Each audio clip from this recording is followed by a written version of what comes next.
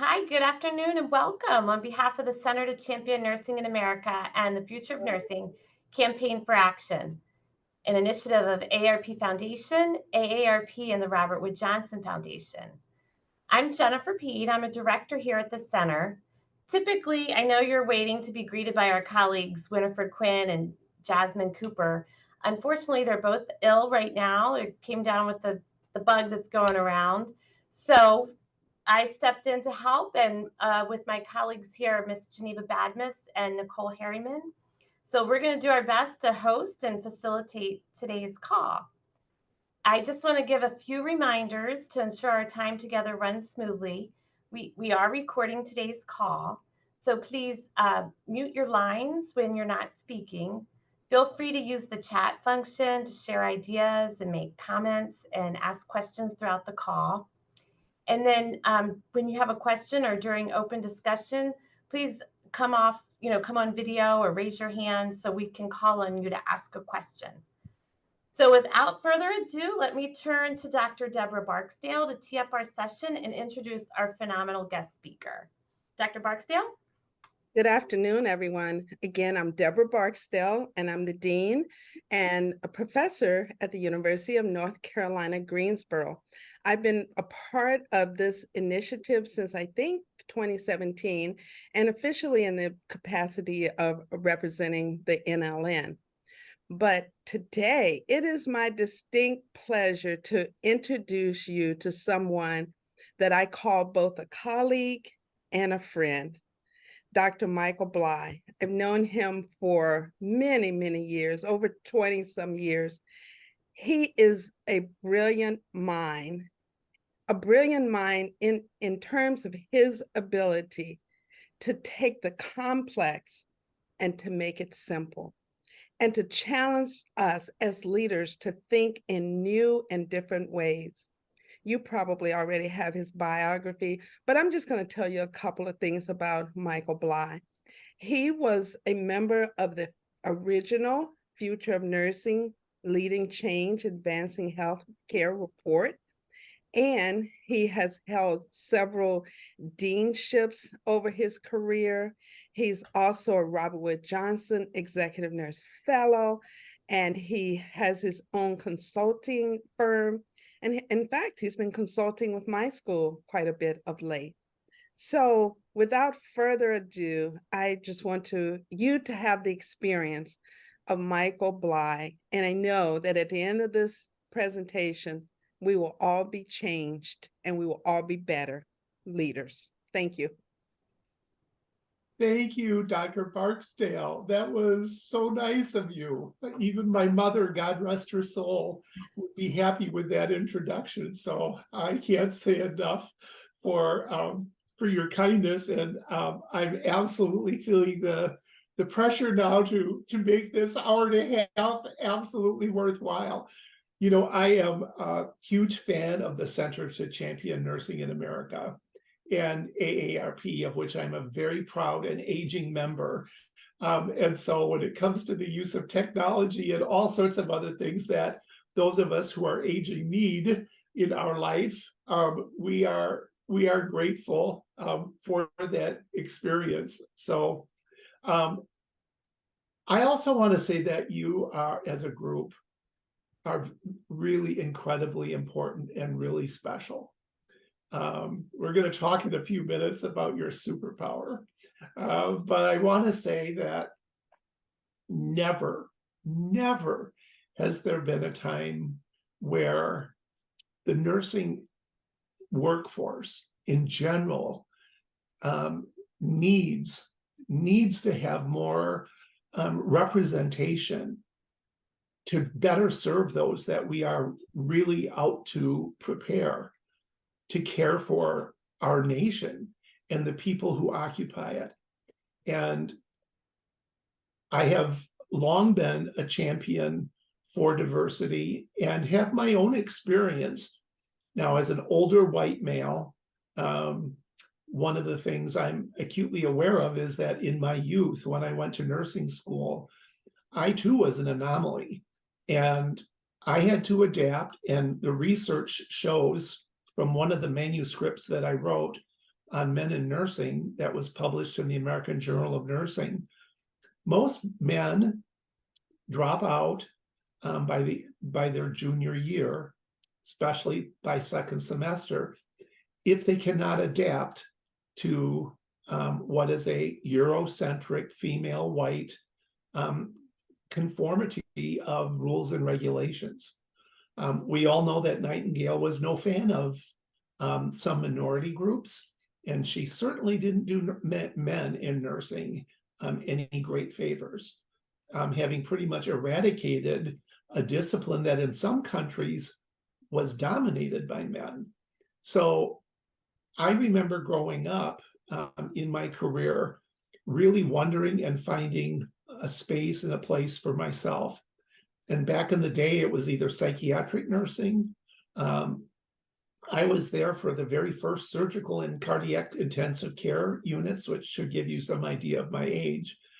But as I remember those spaces, you could work in the OR, but God forbid you ever be allowed into labor and delivery or to do postpartum care. And so we've had to adapt and adjust. But fortunately, nursing as a discipline does give us lots of opportunity. And so today I want to do two things, really. I really want to spend some time with you to help you individually. I want to make sure that you know how to best navigate your personal career. So the challenge is to do that and make this all about you, but to put it in the context of what's going on in higher education. Because I don't care how good you are, if you can't put it in the context of what's going on in higher ed, you're not going to be successful. You're not going to optimize. I'm doing an article for the Nursing Administrative Quarterly on the DNP. And, one of the questions I was asked, and it was a Q&A format, was, what impact is the DNP having? Because the numbers are quite robust. We do have a critical mass at this point in time. And so in that critical mass, you'd think we would be transforming health, but we're not. There's no way to do it. And there are so many variables that are getting in the way, anything from a state practice act to organizational policies, but also the way we're educating our DNPs. It's not so much in context. The projects that people are doing are mostly at the micro level. They're not at the meso or macro level. And so we keep repeating ourselves. And so are we really being the transformational force that we think we are? So then I put out there that I think one of the challenges is there should be some courses that are updated and expanded probably about every 3 years if we are to really optimize what's going on in the practice environment. So I do know, because I just came off of a year-long interim deanship, and I do know from consulting work that I'm doing with faculty predominantly, I do know the roles that you're in. I do know the pressures you're facing. I do know the kinds of organizational cutbacks that are happening. So I'm not unaware of that. So we're going to try to wrestle down what that might mean for you. And I hope that each of you along the way here today will get some ideas from this, and that you'll be able to engage in it. Now, I'm going to start before I get to my slide deck. And Dr. Barksdale know that frequently slide decks for me I love them, and I know that participants love them because you have notes and things on them.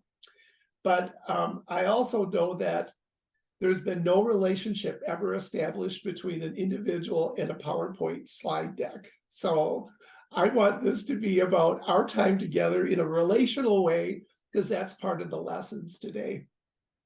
So I don't know if we have any of our Native American brothers and sisters on the call today. I hope we do. But I selected a story to start with that is from the book, The Dancing Healers by Karl Hammerschlag. I read this book about 20 years ago, and there are passages in it that allowed me to really think about issues surrounding diversity and equity and inclusion, and respect for those differences. And so I thought I would read a passage that has a lot of meaning to me. I hope it has meaning to you. I've used it before with predominantly Caucasian audiences, and sometimes they look at me and they say, I don't get it.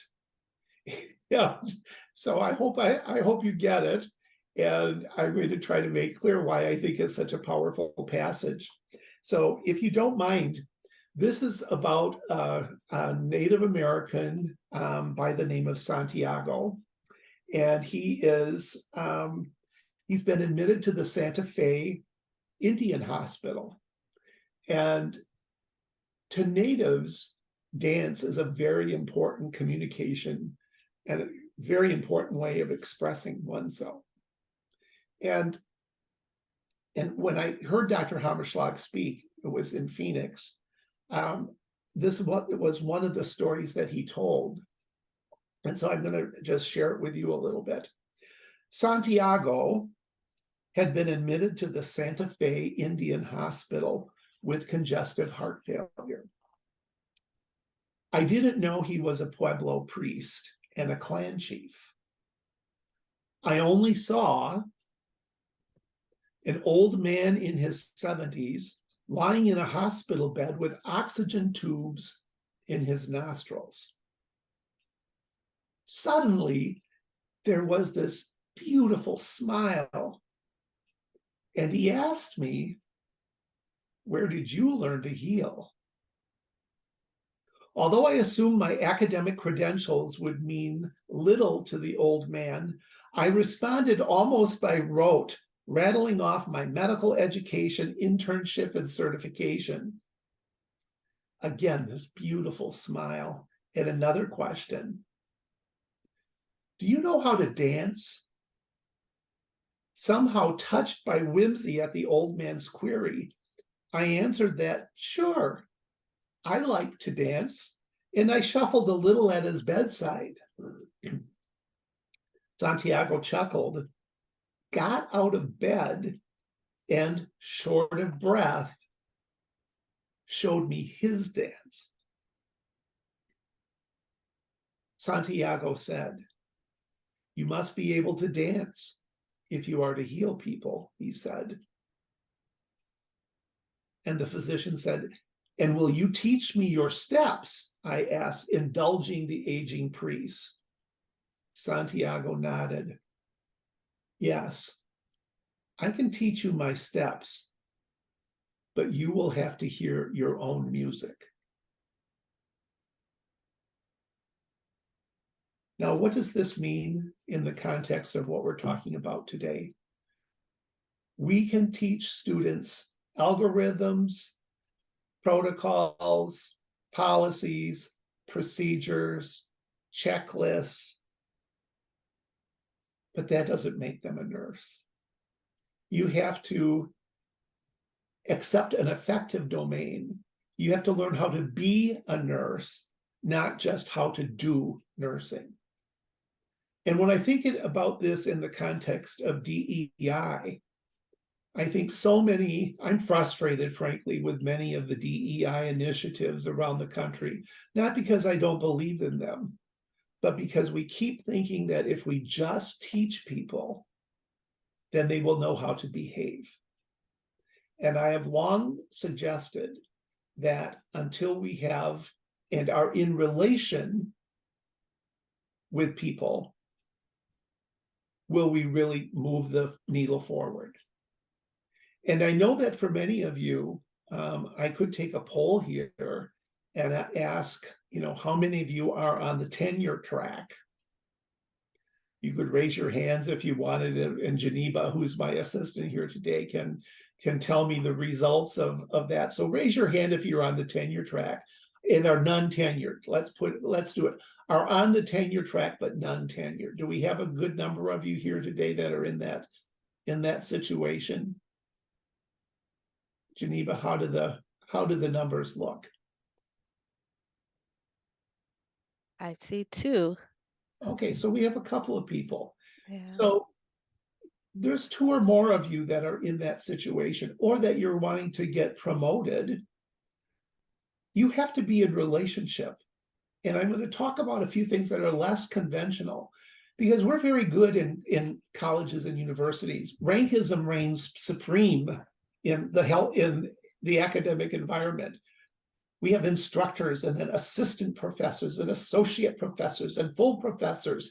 And do you not feel the pressure of rank and how it can destroy innovation and how it can destroy excitement? We take our newer graduates and we put them in these roles, and we demean the very excitement that they're bringing into the organization. So the issues of rankism are alive and well, and it is probably the most grievous form of non-inclusiveness that might exist in our organizations today. So if you are in those kinds of positions, it becomes very important for you to establish relationships. There's a colleague of mine that I knew many years ago, I believe he's passed away now, Charles Dwyer, who was a professor at the Wharton School at the University of Pennsylvania.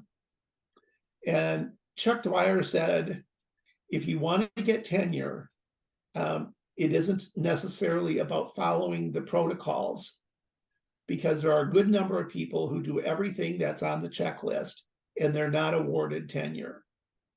So the challenge for faculty is to always make sure that you understand why it is in the best interest of the committee members who are making that decision to have you as a tenured professor.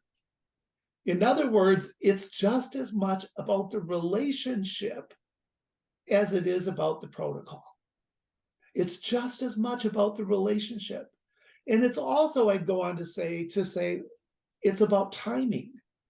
Because for every season, the Bible says there's a time. And so a good time to go for tenure is when the numbers of full professors or associate professors are down, because our hierarchical bylaws require so many full professors and so many associate professors. And so if those numbers are lower, you're likely to see that people will be more permissive. And if you add to that the relationships that you have, and then you add on top of that competencies and a sensitivity to the different forms of scholarship that you represent, then you are a shoo-in for tenure. So, or promotion. And this holds true whether I'm speaking about tenure or non-tenure. You have all seen the objectives, so I'm not going to go through them, except for we've talked a little bit about, we're going to look at multi-layered perspectives on policy and politics. Just talked about that, actually, in terms of tenure. Demographic, economic, social changes that you're facing, hierarchy from networking, naming and claiming, we're going to talk about this in just a minute, and then some self-prescription. What are you going to do with this? So the approach that I'm going to take in the time that we have is to do some content, which I've already started doing. I'd like to interact with you. So to the degree you're comfortable, cameras on, polling we just started doing, chat comments are certainly welcome. And again, Geneva is going to interrupt me whenever there's some juicy comments in the chat that she thinks I should be aware of. I'd like to think, although we don't have a huge amount of time, that we are going to be somewhat flexible and adaptable. And I just think learning can be fun. And so I think if you can just, even if you're only in your office by yourself, have fun getting a little bit, get a little unhinged here for a while, because I think we work so much out of in the affective modes of our brains, and then we get into the problem solving. It's really hard when we're at work to get out of that problem solving mode which kills creativity and innovation.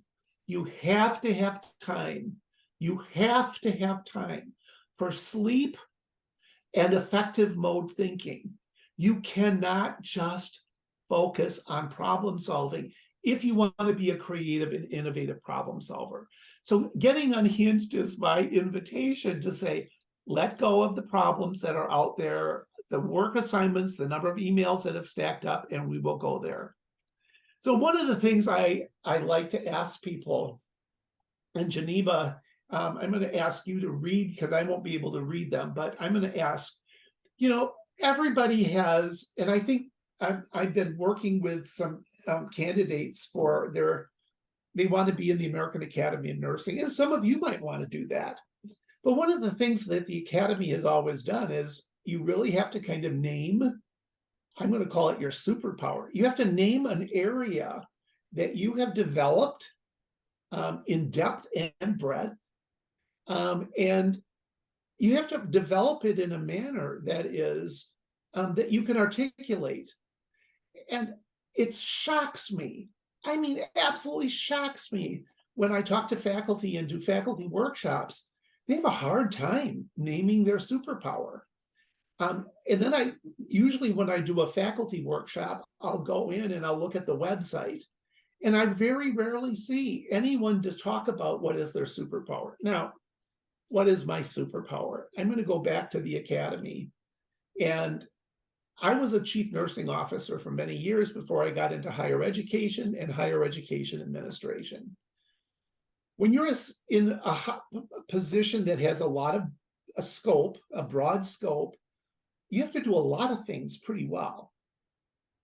So when I got to the academy, it was like, how do you name one thing that, well, I thought I just can't do it, or the team does it. And one of the things the academy application does, it forces you to name an area of expertise. And back in the day, when I was in the 90s, early 90s, when I was admitted to the academy, I finally figured out that the best way I could describe the powers that I had were tied to academic service relationships. I had some mentors and some colleagues, Joanne Poole being one of them, who was at the University of Michigan. I was at the University of Kansas. And I finally realized that academic service partnerships, I had created new models for care delivery. I had created some new models for faculty reimbursement by contracting with different agencies. So I was improving their salaries. I had created a consulting model that the university provided. And we had our own 501c3, our own not-for-profit organization within the School of Nursing and the School of Allied Health. So once I could name it, then all of a sudden I could see how these other things that I had been doing fit under that rubric. So one of the things when I finally figured that out, and I had to work at it, it didn't just come to me. I had to ask myself some questions. How does it align with mission and purpose? Well, in our school, I brought in, through the work that I did, $1.2 million a year in additional revenue. Now, that wasn't running just a clinic, although we did that. It was through contracts and other things that no one else in higher ed was doing at the time. So it did align with our mission and purpose because it created better faculty salaries. Faculty were getting updated in their clinical practice, and it was revenue producing. How was it useful to someone else? I know there are a lot of nurse scientists and nurse educators. They have their own particular interest area, and they really hang on to that. And it is specifically their passion. But where they fall down is that it's not terribly useful. It doesn't scale. It's not scalable. It's not necessarily helpful in a way that's going to have a measure of impact. And so a serious question I had to ask myself was this useful to someone else? And I ended up being the guest editor for a series of manuscripts in the Journal of Professional Nursing. The whole issue was donated to making it useful to other people, what experiences those in the field had. Have I really named it? And we've been talking about this for a few minutes now. And then the most important question, does it have a future purpose? Does it have a space to grow? So what I'd like to do now is ask you for the next minute or so, I'd like each of you to tell me, what is your superpower? What is your superpower? What is the one area that if you could say, I want to develop my scholarship in, what special passion do I have? How does it align with mission and purpose? Is it useful to someone else? And I expect that I would see with the numbers of you, and by the way, I'm thrilled with the attendance today. Thank you all for taking the time to show up for this session. But I really would like you to think about, what is the area that I want to claim? I could see something like, I am an expert in breastfeeding, in how to help mothers and neonatal babies to early infants. I have a colleague right now, that is her superpower. She has created a whole model for helping parents visualize what feeding looks like and what the problems and issues are around that. So it is her superpower. She's developed a research instrument. It is her passion. It is what she has developed her career around. And of course, she teaches in maternal child health. And so there is an integration of that superpower. So we could either put it in the chat box, or some of you might want to just unmute and just chat with me for a few minutes about what your superpower is. Any of you, open up, tell me, I'm excited to hear. Hello, I believe my superpower is evidence-based practice. Or that's my area of scholarship. So let me just say, Tracy, evidence-based practice. So, so let's play with that for just a little bit. What a great area. Because why? So why? How does it align with your mission and purpose? How is it useful? Does it have a future purpose? Speak to me a little bit about that, Tracy. Don't be afraid. Well, as far as it being useful in practice, I think it's useful in practice, it's useful in academia. It's useful in any area of our lives, because what we do needs to be based on the evidence. We don't need to be doing things just because our parents did them or just because our colleagues before us did them, but we need to do things even in practice. We don't want anybody prescribing for us, or even if you're putting in a Foley catheter, I want you to do it by what the evidence says is the best way to do it. So that's the why, I think, behind it.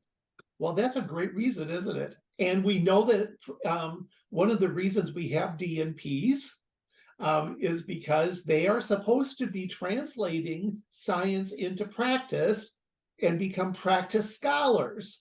And not all of them are, and some schools don't, we're preparing them in mass, so there's not the mentoring to do that. So you really understand that role. But now here's my challenge for you, because Dr. Barksdale already told you that I like to challenge people. There's probably only 20% to 30% science behind what we do. So what do we do with the other 70% of our practice? So for you, and here's the other reality, this is real, is that emotion always trumps facts. So as a human species, we don't like the facts. We have bias towards facts. So one of the things that might be fun for you to think about is maybe as part of your scholarship that you debate, and how do we handle when the evidence is incomplete, or there's an incomplete science, or when this evidence is itself weak. We have a lot of studies that don't have a lot of stamina when it comes to science. And so as you develop your scholarship, this is where you can take a field and say, okay, My specialty is evidence-based practice and the ramifications when there's a lack of evidence or when the science is weak. Or you could say my specialty is evidence-based practice and its application in terms of rapid uptake. So now you're getting into more specific areas, and or my practice is evidence-based practice and why people resist it. Why do we resist evidence when it's clear that the evidence shows us a better way of doing it? Do we not know in our country today that there's lots of evidence around why we want diversity and inclusion? We have the facts, but that doesn't necessarily mean that people emotionally are ready or willing to accept those facts. So I want to point out that as we think about just your superpower, there's lots of ways to nuance that. And so it isn't the same as everybody else who would say that that's their superpower too. So your superpower deserves some special treatment and application, and that will add to your power base and your ability to influence people. Can we take one more before we jump on? That was a great one, Tracy. I'm so glad you shared that. Awesome. So Dr. Bly, can you see the meeting chat? There were a lot of folks posting their superpower in the chat. So let me read a few off. And actually, so here's some. We hear Monica Harmon says, engagement, community health. Teresa Brockie, Indigenous empowerment and healing. Let's take that. Could we, who is that again that did that? Just scrolled past it. Teresa Brockie. Teresa, would you please unmute yourself? Hello, Teresa. Hi, Michael. It's nice to meet you. Thank you for unmuting and thank you for putting that in there. It's a very powerful statement.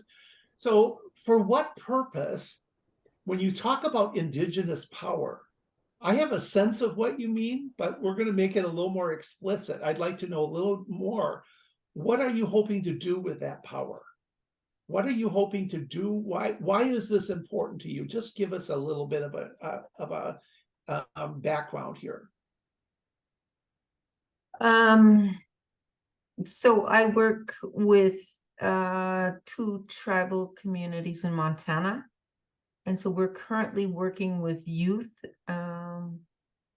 in high school, at the undergraduate level and graduate level, to not only empower them to take a leadership role in addressing health disparities within their community, Okay, at a variety of different levels. Okay, so the power, see, we use a lot of this is so nursing, right? We use a lot of these terms, empowerment. That's not really behavioral. But then you go on to say, to do what? And then you got right to it. You want them to lead, right? You said to lead, and then you talked about health disparities. So you really want, your mission really is, as I look at it with your mission, you want to reduce the health disparities in Indigenous people. Now that takes an attitude. It takes a perception that it's possible. So you have to deal with issues around hope. You have to deal issues with despair, probably a lack of resources, or in some cases, when I worked in Kansas and in Nebraska with some of the native groups there, they had a lot of resources. The government was quite generous. One of the places had a CAT scanner and an MRI. They had no one to use it, but they had the technology. And so this notion of balancing and just putting things in becomes symbols of an inability to act. So Teresa, I think that one of the things when you talk about the value and importance of Indigenous power, I think it translates better if you move it to a behavioral perspective and then have that as the undergirding piece. So that to reduce or eliminate health disparities, and one can even be more specific than that. And so as you define your scholarship can be around resources, human and material. Your scholarship can be around culture, cultural respect, cultural dignity, and ways to honor and bring together. And the book that I referenced, The Dancing Healers, is a whole book about examples of that kind of action orientation.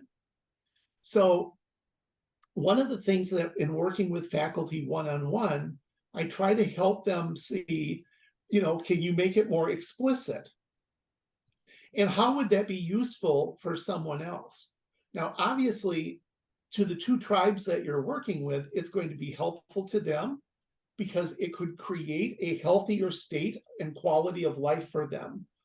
But then the bigger issue is, how do you translate that to other cultures, other populations? How is it useful beyond the tribal communities? And this is where I think there's no mechanism in our country with DNPs and even our PhDs for that matter. We don't have a way of translating this, and we don't. And so we're sitting on a mountain of lost knowledge and opportunity because we just sit with it in our communities. And we don't even know who else is working on it. And there's no mechanism for us right now. And that's why we're not transforming healthcare. And so, does that have a future purpose? Absolutely. Does it align with mission and purpose? Absolutely. So you see, you've got some very good things going on, Teresa. And I admire the work that you're doing. I would just like to see you, make it more explicit.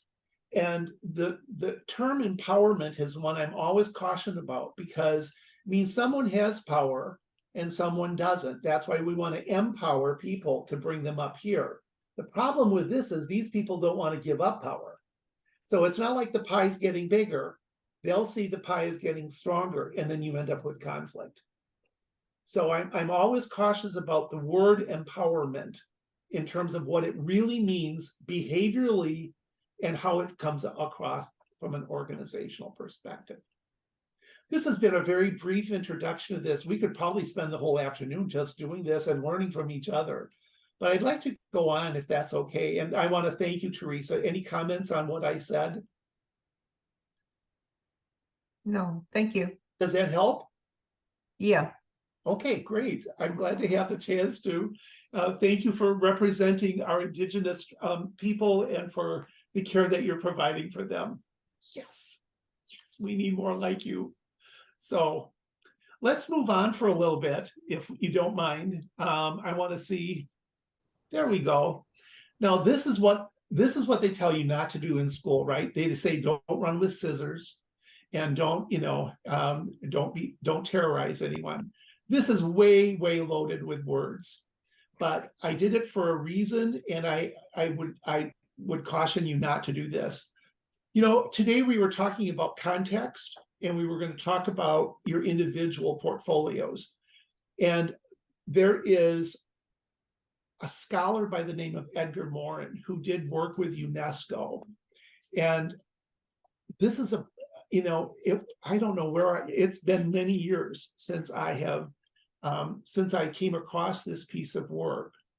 But I think there's important lessons here for you as a group of scholars that you can use on many levels. You can use it in your own scholarship. You can use it in terms of figuring out the relational aspects of how you are fitting into your school's structures and mechanisms so that you can advance your career. And it helps frame how we even teach. And I think that's so important that we have a sense of that. So he talks about 7 lessons in education for the future. The first one he talks about, and again, I can't go into great details here. I'm sorry, but I wanted to whet your appetite with this. His first lesson is, he said, as scholars, we need to be good at detecting error and illusion. So knowledge is not a mirror of things or of the outside world. Knowledge takes cerebral translation and reconstruction. And so there are mental errors, there are intellectual errors, there are errors of reason that humans make. And if we're going to be successful as academics, we are going to be able to, I'm going to go back, I think it was Teresa and evidence-based practice. Evidence-based practice is knowledge. But we also have to understand that there's a cerebral translation and reconstruction of that evidence that must be achieved. And that within any study, any science could be a mental, intellectual, or error of reason that undergirded it. Why are we concerned today with artificial intelligence and the databases that are informing it? Because they may not be diverse. And so there are errors of reason that can be picked up and then perpetuated. So a good academic will be aware of detecting error and illusion. Secondly, he calls it the principles of pertinent knowledge. And I like this idea of what's pertinent, what's relevant. He says, when we work on our own learning, or when we work and help others learn, we want them to grasp general and fundamental problems. And then we need to insert, and this is what nurses do not like to do. They hate incomplete knowledge. We always want more heart sounds, bowel sounds, lung sounds, and pedal pulses. We always want more of the same. So we do all of these assessments, and the problem with all of these assessments are that they're not, we don't move up past it. So one of the things that we need to do is educate ourselves to live in a state of ambiguity, as we did during COVID, when there was no science at the onset other than basic knowledge of epidemiology. We lived in a world, it was stressful because we lived in a world of ambiguity. We don't let students do that. We like to make it so straightforward that there is no joy in looking at partial or circumscribed knowledge. And worse than that, we divide it into divisions. So if you're in nursing, you're not going to get anything over in any other field, except for maybe the sciences and a few other areas. But look at how many of the sciences never get anything broader than that.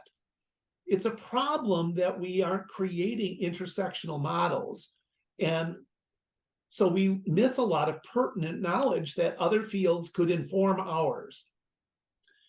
Third lesson, nursing, I think, does a pretty good job with this. And he's not writing this for healthcare. This is just in education.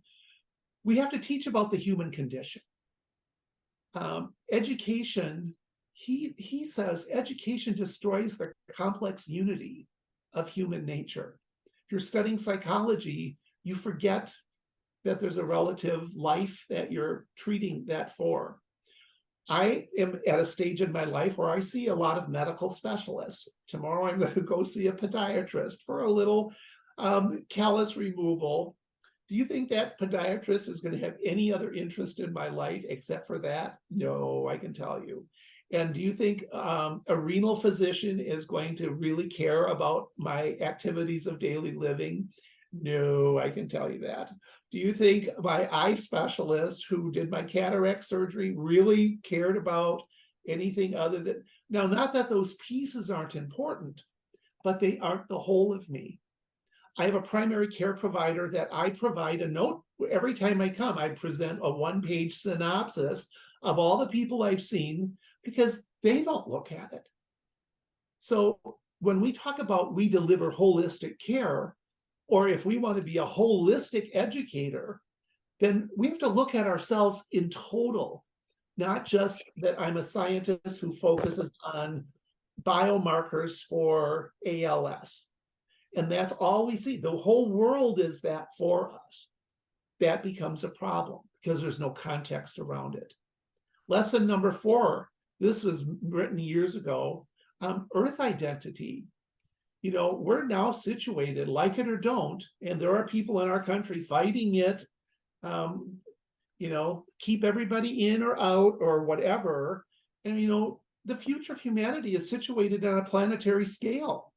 And without obscuring the ravages of oppression and domination in the past and present, we've got to focus on how we're going to become interdependent.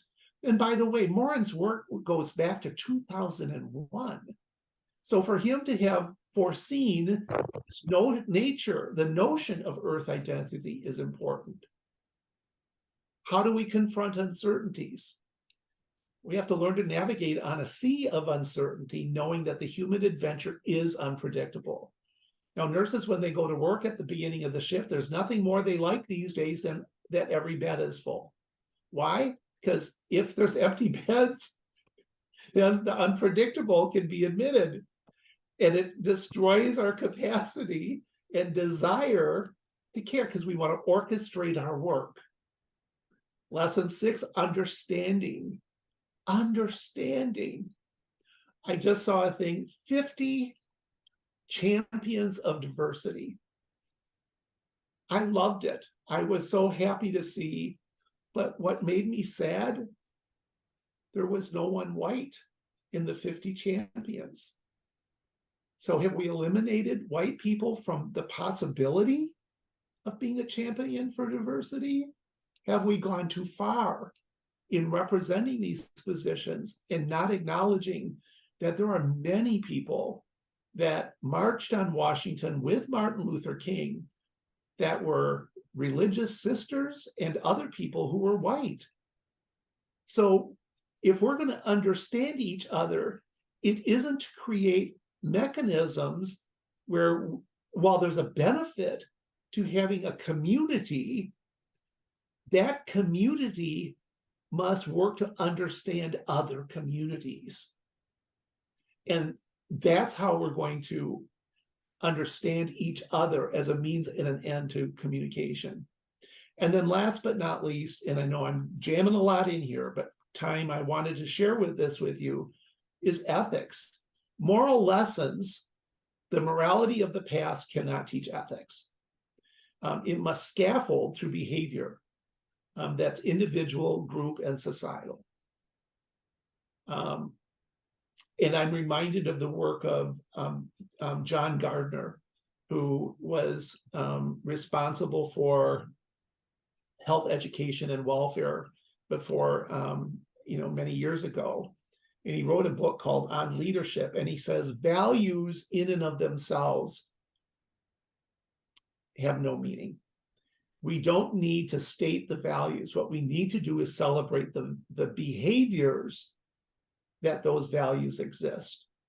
So when you look at some of the behaviors in our colleges, when you look at some of the behaviors of what's going on in our communities, when you look at the behaviors of those in Congress, the behaviors reflect the values. And if they're positive, we need to celebrate them, according to Gardner. Gardner says values will die unless they are powerfully regenerated, and they are regenerated through human behavior. And therein lies where ethics happen. I want to take a minute to to ask the question, does this mean anything to any of you? What is this helpful to frame it? What use? Let me just ask a few questions here. Of those 7 areas that are identified by Morin, were any of those useful to you to think about or to take under your consideration?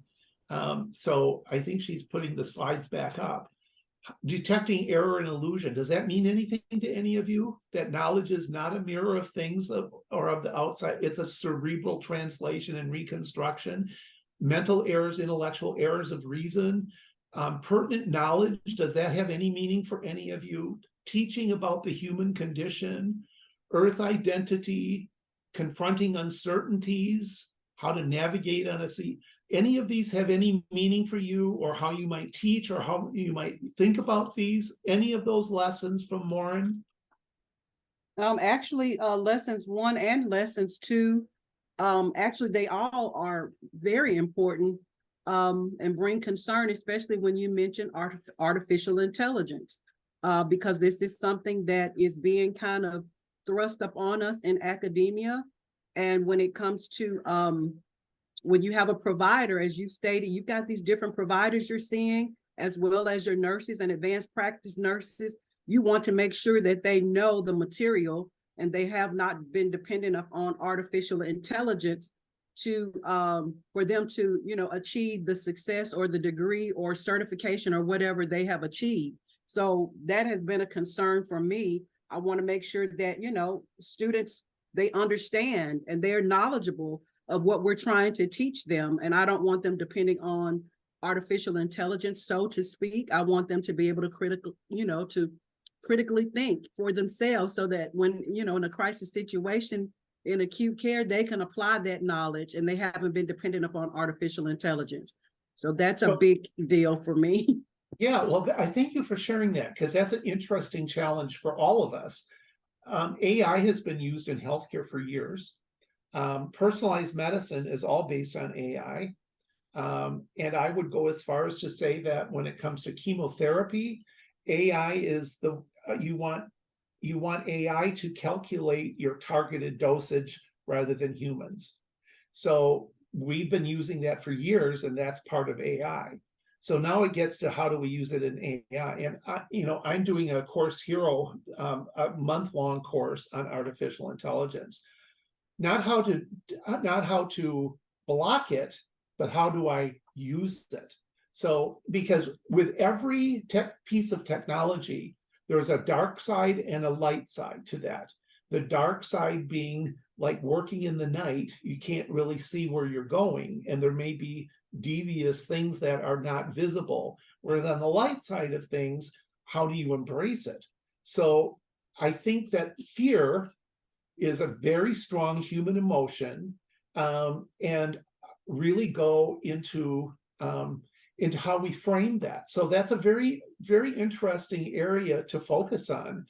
And you're right, there is error and illusion in AI. And again, one of the issues being, if what's populating the AI databases is not inclusive, does not consider diversity, then what we're going to get is a perpetuation of missing information. So I like that, though, both of those lessons, because, you know, we live in a world where we're going to have to, we should be leading how to translate the use of these technologies in all different ways. Someone else, I think, just jumped in and said they're interested in lessons 5, 6, and 7.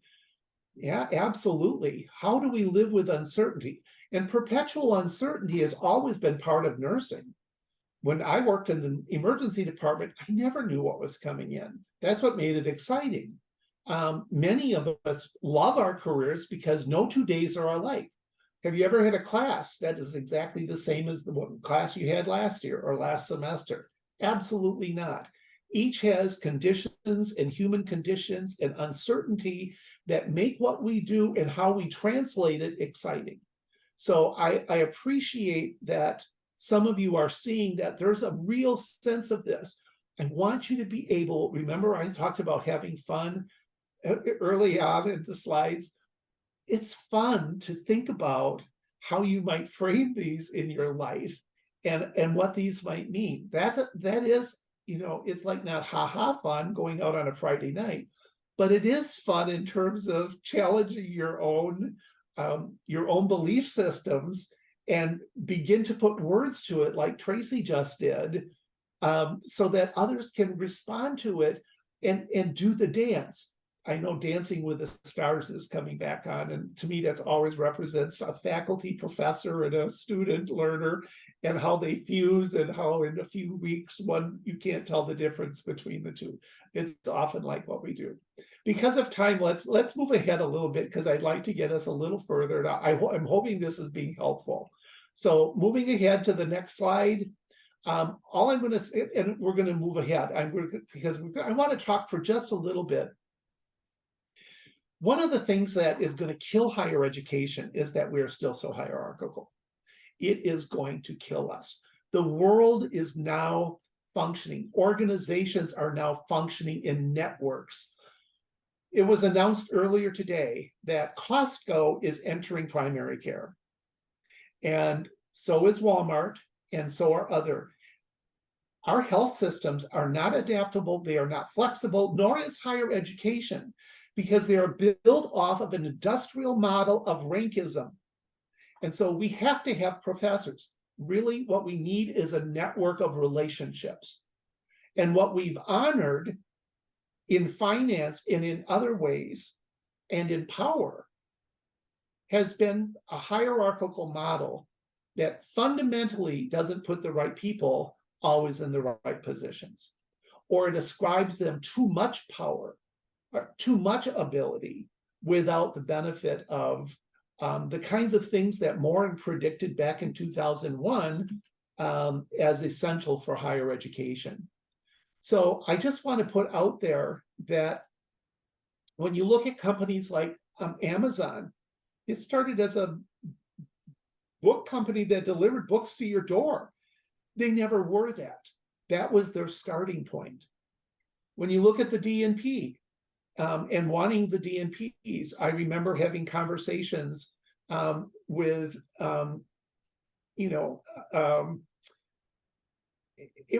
with the Academy and with others, with, AACN, Polly Bednash. I mean, there was this view of the DNP as transformative. We're not transforming anything. We're teaching project management. We're not. We have no mechanism for the web, the network. Network participants don't think linearly. They think spatially. If Amazon just wanted to be a book delivery company, it could have been. But they looked at unbridled curiosity and pattern recognition. They were purpose-driven, and good companies look at ethical framing. Metaphoric communication is used to inspire change. And so when you think about how you get through the world on any given day, one of the things for those of you that are young faculty member, you want a network of relationships with other disciplines, within the School of Nursing. If you're in a department, which is another way of subdividing the world into work, your best relationship may not be in your department. It may be with another group of people. So when you want to go up for tenure or promotion, it is the web of relationships where you have interacted, where you've stimulated and helped each other advance the mission of the school, advance the mission of nursing. That's how change happens today. It doesn't happen because we all go to a conference and everybody's going to do it. See, this is what I saw with a lot of the DEI work. So much of it was critical, but now it's become just, it's a series of teaching people, not relating with people. And so while education is a piece of DEI work, you represent a group of people that if you build those relationships and networks, we can be culturally rich with new perspectives that give voice to different ideals than what we're about. So that's the importance of networks. And whether you study The Starfish and the Spider by Brofman and understand how it is that the Apaches survived, it's because they were a non-hierarchical network. So when other tribes were being ravaged by white people, the Apaches survived much, much longer. There was a reason for that, because everyone was being developed as a leader to take over, and their whole mental model was different. So I think there's a lot we can learn from in that regard as well. Let's go on to the next slide, Pete. And this one comes from some of Bill Bishop's work, and I've cited him on the top there. So a network, traditional is command and control. That's what we've all been schooled in. So now we have to loosen control. We have to create a climate of trust and mutual support, diverse and multiple avenues of communication and repeated communication, encouraging inquiry, intentional listening, and then ongoing adaptation and learning and rewarding all of that. So I do think this fits into healthcare. Next slide, please. Okay, I'm going to skip over these, but I'm going to cite that Bill Bishop's book called The New Economy Thinker is a great reference, a quick and easy read, actually. But if you want to see what's happening in the marketplace and then think about how higher ed fits into that, if I had more time, I would absolutely spend more time on this, but I want you to at least. Now I'm going to give you one other thing, and then we're going to talk about some laws of simplicity, because I think that helps frame this as well. Nurses make the assumption, if we focus on giving people the data, they will reach the same conclusion and they will act on it. That is not true. That is not true. I'll say it with me. You don't have to unmute. That is not true. Say it. I want to see your lips move. That is not true. Say it out loud. That is not true. One simple way of communicating is, especially on critical communications, high-risk communication, maybe you have to talk to your department chair or the dean. It's very important that you take control, that what do you want them to know? What do you want them to think? So there's usually a reason you're going, but sometimes that reason is filled with emotion and you don't get to the data that you want to present. What are the facts? What's the data? So always start by clearing your head.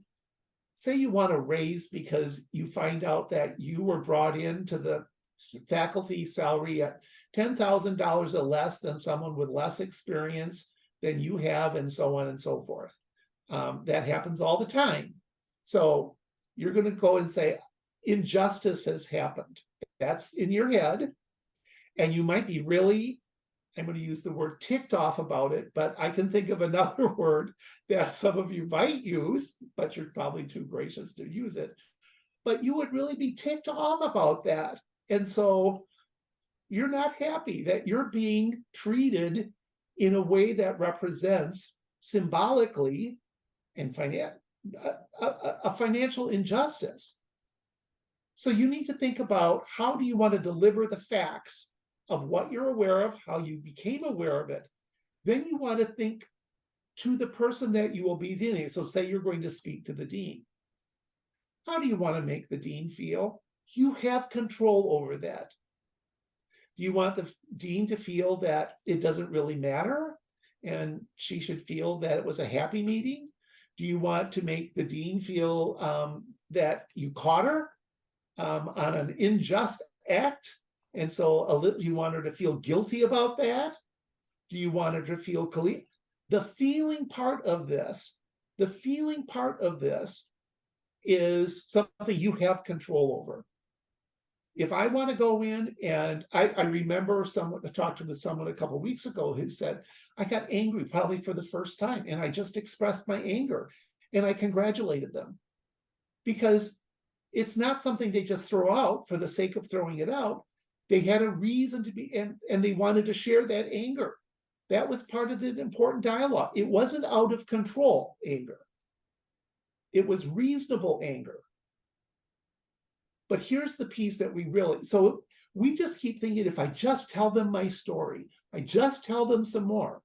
It's like calling the physician in the middle of the night and saying, doctor, I need a prescription for this patient's crashing. This is going downhill. And oh, I'm tired. Don't bother me. Call the. No, you stay on the phone. You get them to be aware, and that finally the more experienced nurse will say, I need an order for. That's the do part. And a lot of newer graduates that we're working with, they're timid, so they don't like to express their feelings. So the thinking and feeling, we keep talking about critical thinking, critical thinking, Critical thinking, and I'm sorry, I've had it with critical thinking. I love critical thinking. It's critical to the process. But if you can't take critical action, critical thinking can be fully intact, but without action, without doing, it means nothing. We can keep talking about diversity, inclusion. If we think about it and we can even feel, but if there's no action that follows it, it means nothing. So one of the things we need to do is to think about explicitly. So you need to ask the dean, to be fair, I want to leave here today and I want you to create a mechanism for me to be paid on parity with the other faculty member. I'm not going to tell you how to do it, but that's what I need you to do. You need to get to the do part, and you need to make that explicit. Now, I'm going to go on, and then because I want to have a few minutes at the end here. So I'm going to do this really fast, but I'm going to say this. This is, and Dr. Barksdale knows that I shared this with deans and directors a couple of weeks ago. I've shared this with her faculty as well. John Maeda, the guy who invented the screensaver, youngest person ever tenured at MIT, now is president of college, I think Rhode Island College of Design, a great, great thinker. He said, this is years ago, The Laws of Simplicity. If you type in Laws of Simplicity, it's a free book. His book is 100 pages, very few words. He said, if I don't write it in less than 100 pages, it's not simple. And why am I writing about it if I can't make it simple? So I want you to know that as you think about your life and your personal life and your professional life, I want you to think about how can you take this information and work with it so that you have space to move. Because so many of you are bogged down with things that are not impactful or that have become routine or that are just stealing your time, that there's no way to think about this. And I'm sorry that we're running, that I'm squeezing as much as I can in. I should probably have done this in a couple of sessions, but nonetheless, I want to leave this with you. 10 laws of simplicity. So let's go to 1 and 2. Next slide. The first law is reduction. The simplest way to achieve simplicity is through thoughtful reduction. Look at your life. There's John Maeda's picture, by the way. Get rid of the noise. Get rid of the noise. I take every chance I get to unsubscribe from emails that I do not want. I do everything I can to get the noise out of my life. I don't want it even in my mailbox. I don't know. I know that Outlook can send it automatically there, but it's still there. I don't want it even in my head. It is noise. It is wasteful. I don't want to listen to the same people complain about the same thing that they've been complaining about for 15 years. I don't want to listen to that anymore. Let's go to coffee, but here's the rule. The rule is you will not talk about this, this, or this. We're going to talk about this, this, and this. Set the boundary. Secondly, I still know of people, I use this as just a quick example. I have a friend who I actually, in one of the deans last couple of weeks ago when I spoke to the deans and directors in North Carolina, one director said to me she was going home the weekend and all for me emails, none of them are filed in any organizational system. I couldn't live without it. She said, I just use the search function. Well, she's wasting time every time.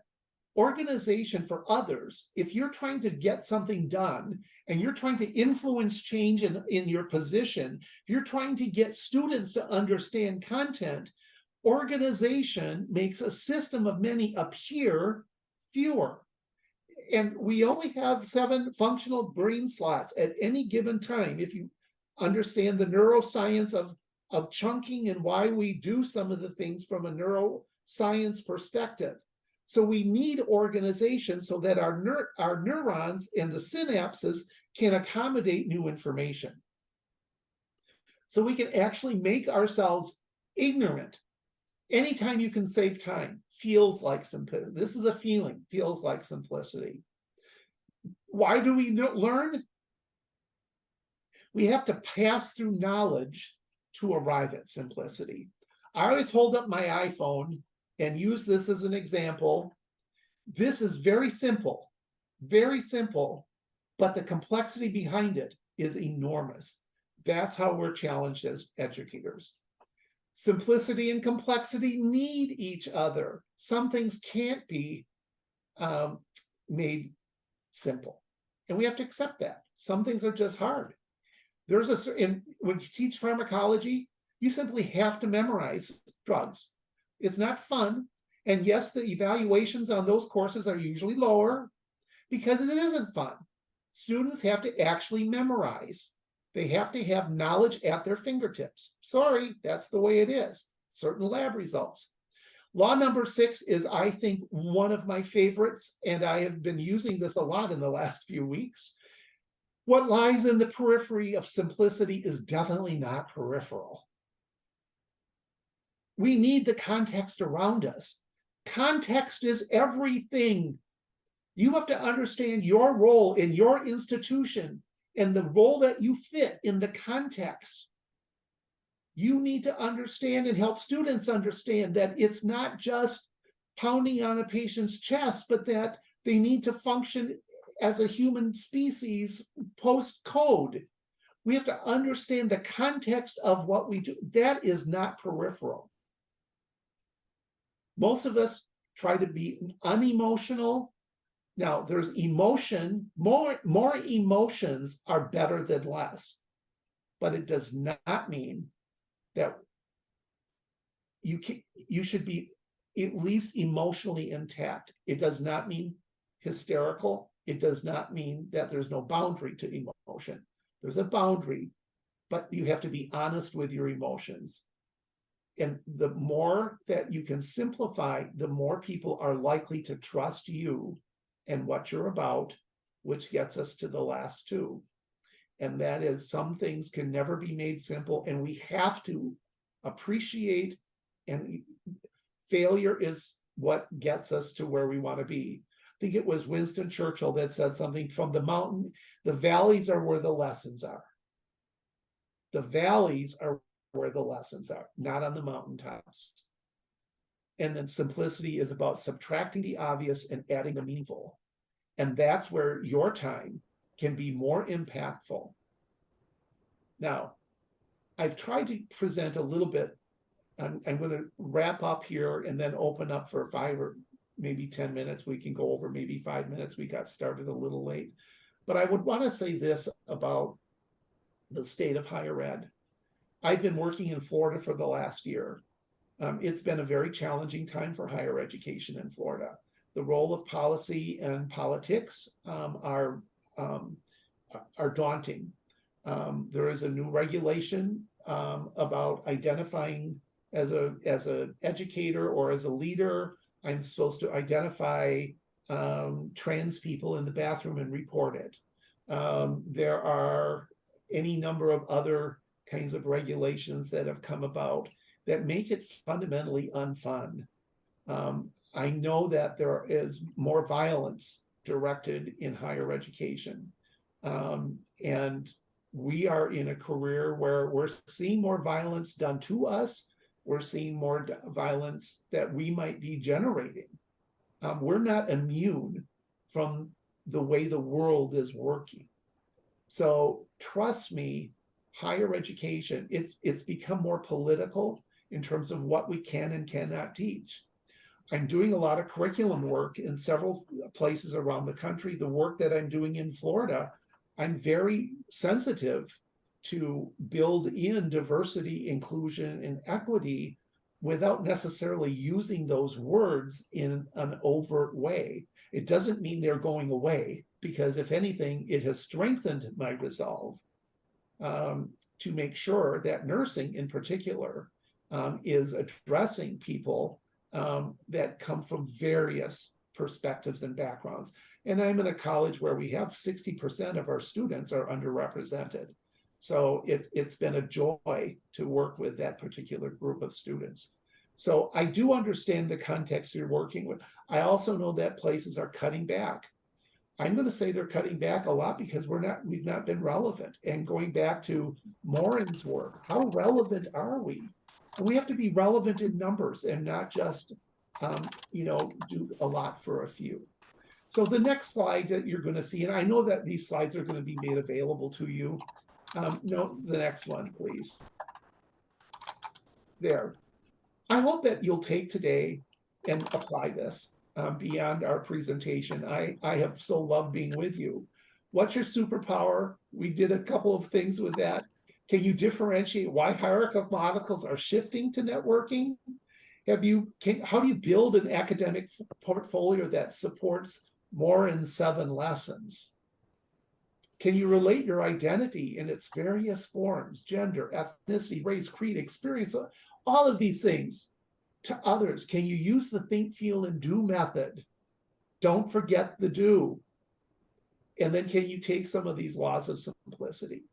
So what I've tried to do is put today, and there for those of you that have been missing, see, a whole body shot here. I look like I'm going, I don't know where I'm going with the jacket over my shoulder, but I'm definitely going somewhere. And so I would be glad to support you in any way that I can. And here's how you can reach me. And with that, I know we're kind of at time, but I would still like to at least end, I'd like to at least end with asking some of you what your key takeaway was. And I'd like some of you to do that verbally or put it in the chat before we end. And then I'll turn it back to my colleagues at AARP to do, and to Dr. Barksdale for any closing remarks they'd like to make. But let's take just a couple of quick minutes to identify what 1 or 2 things just hit you like, oh my gosh, I need to do this, and I need to act on this. I'm thinking about it. I'm feeling something about it. What am I going to do with it? What's jumping out at you? And then I hope this was helpful in useful ways to you. So we can take the slides down now, and then you can see me face to face, and I can read what's in the chat. Laws of simplicity was beautiful, and I need to apply it to my life. Oh, good. Good.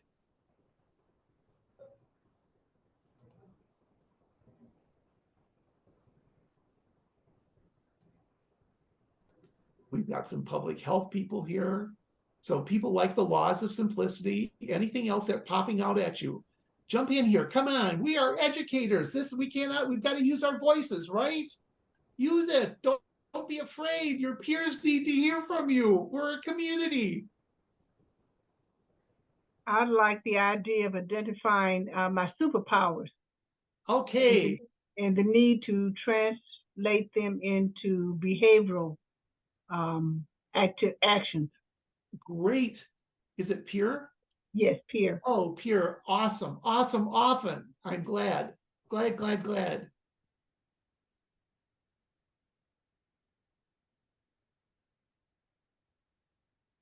You're getting a lot of agreement on the laws of simplicity in the chat.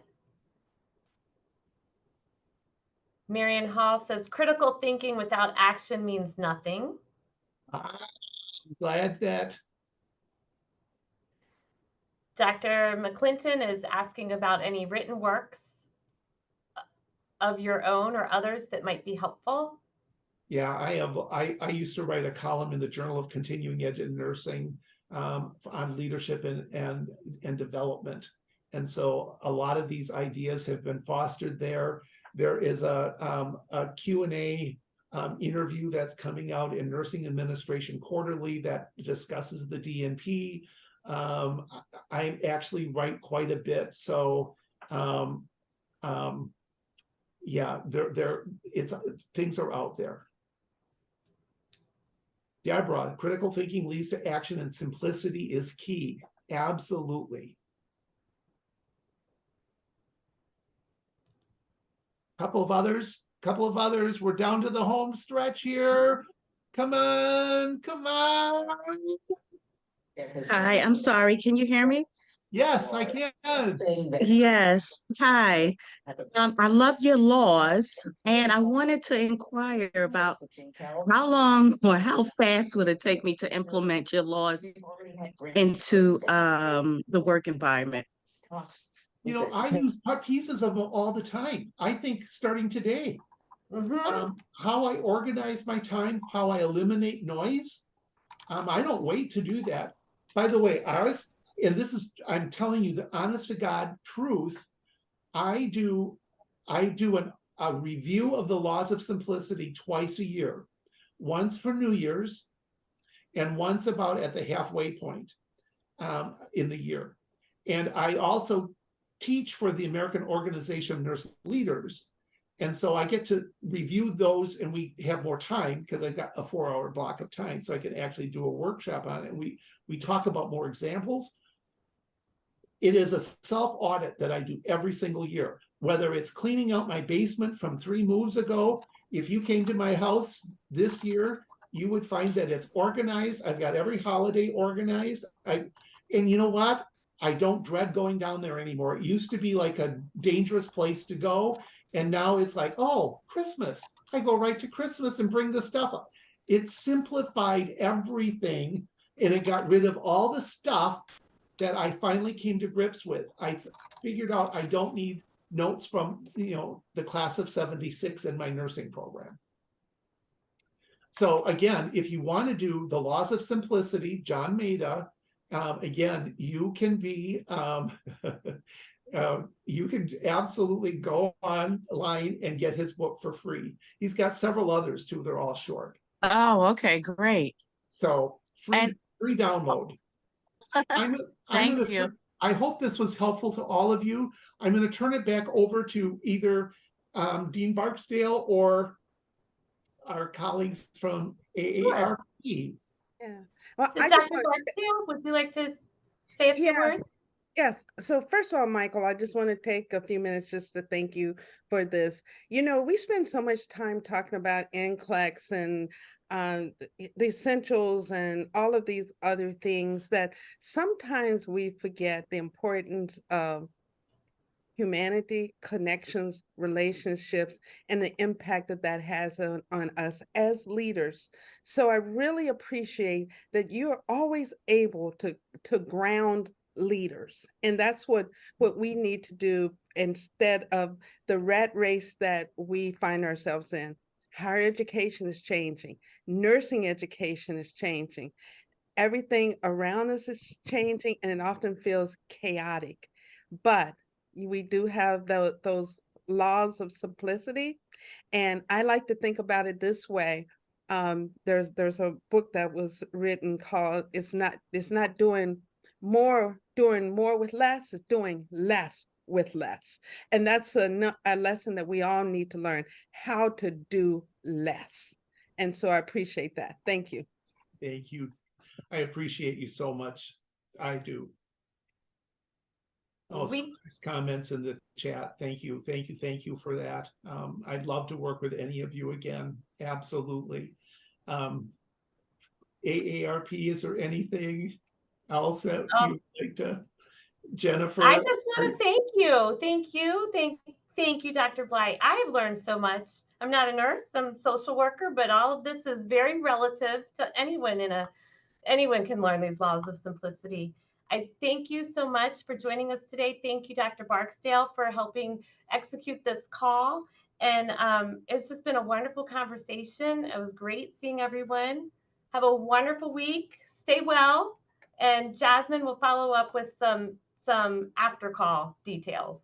And thank you for such good attendance as well. I really appreciate how many of you took time out of your day to make space for this. That says much.